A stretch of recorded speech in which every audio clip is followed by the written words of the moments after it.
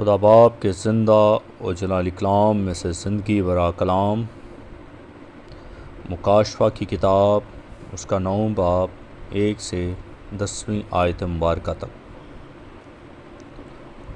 اور جب 5ویں فرشتے نے سنگا پھونکا تو میں نے آسمان سے زمین پر ایک ستارہ گرا ہوا دیکھا، اور اسے اتھاہ گڑھے کی کنجی دی گئی، اور جب اس نے اتھاہ گڑھے کو کھولا تو گڑھے میں سے ایک بڑی بھٹی کا سا دھواں اٹھا،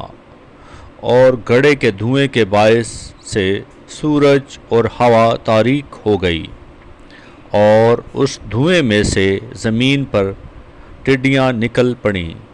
اور انہیں زمین کے بچھوؤں کی سی طاقت دی گئی، اور ان سے کہا گیا کہ ان آدمیوں کے سوا جن کے ماتھے پر خدا کی مہر نہیں، زمین کی گھاس یا کسی ہراول یا کسی درخت کو ضرر نہ پہنچانا، اور انہیں جان سے مارنے کا نہیں بلکہ 5 مہینے تک لوگوں کو اذیت دینے کا اختیار دیا گیا، اور ان کی اذیت ایسی تھی جیسے بچھو کے ڈنگ مارنے سے آدمی کو ہوتی ہے۔ ان دنوں میں آدمی موت ڈھونڈیں گے مگر ہرگز نہ پائیں گے، اور مرنے کی آرزو کریں گے اور موت ان سے بھاگے گی، اور ان ٹڈیوں کی صورتیں ان گھوڑوں کی سی تھی جو لڑائی کے لیے تیار کیے گئے ہوں، اور ان کے سروں پر گویا سونے کے تاج تھے، اور ان کے چہرے آدمیوں کے سے تھے،